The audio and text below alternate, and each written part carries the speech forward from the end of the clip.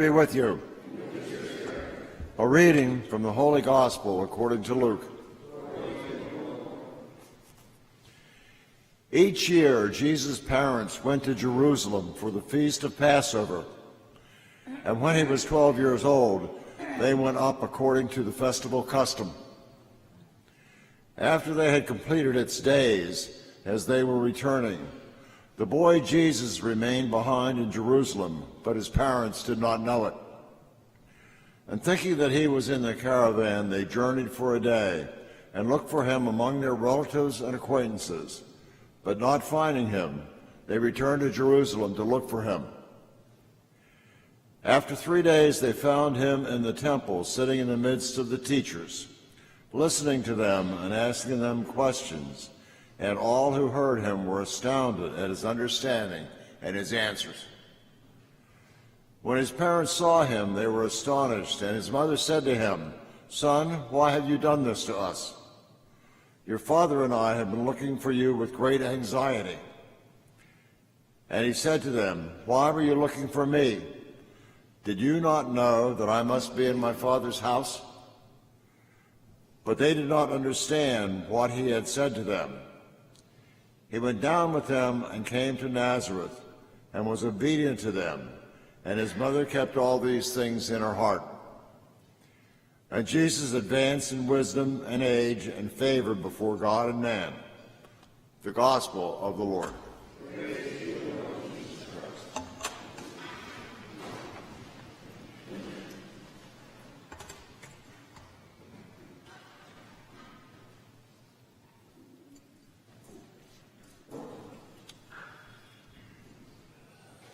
Welcome to the Feast of the Holy Family. Many times you hear the priests or deacons in their homilies refer to Vatican II. That was a great council that was convened in the 1960s. And one of the documents of Vatican II was entitled The Dogmatic Constitution of the Church. Its title generally is known as Lumen Gentium, which means light of the nations.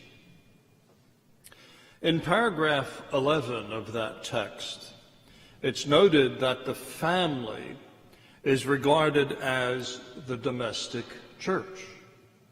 We might say in Americanese that each family is the church in miniature.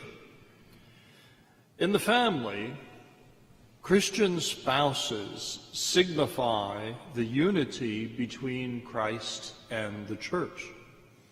They help one another attain holiness through the love they share on so many levels, and they build up the church by raising children in the faith. This faith dynamic holds a special place among the people of God. It is interesting to note that what makes a family holy is not perfection. But what makes a family holy is the love that is shown in compassion, kindness, humility, gentleness, honesty, patience, perseverance, forgiveness, and on we can go. Every household is asked to aspire to these qualities. Our homes ought to be places of security, welcome, love, care and concern, and forgiveness for one another. It is easy to speak of these things. It is another to live them consistently. And probably by and large, most families gain an intermittent level of consistency in living these qualities. That's the task. That's our job. The usual test in the family is when there is a misunderstanding.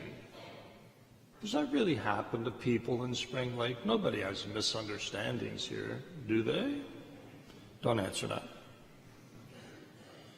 And if there is in this misunderstanding anxiety and confusion is attached to it, then the volume rises up, right? As if loudness solves the problem. This is probably what happened in the gospel today. The text tells us that Joseph and Mary go looking for Jesus among their relatives in the caravan in which they were traveling. But before the searching happens, what was being said could have been like this. I thought you had them. No, you took them. No, I didn't. Aunt Doris said, no, she didn't, but... And the volume rises. On and on goes. Just like the Energizer Bunny. On and on.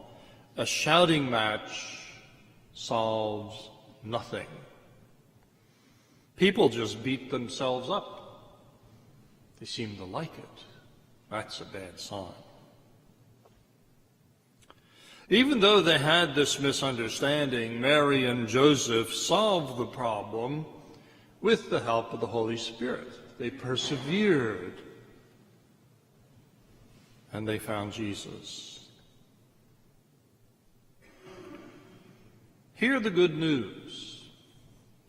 In Jesus Christ, we are God's family, made brothers and sisters, because this one baby is the Lord of life and love. On this Sunday of the Holy Family, let us realize that we do not belong one to another. Rather, that we belong to God. And thus, we are gifts to one another.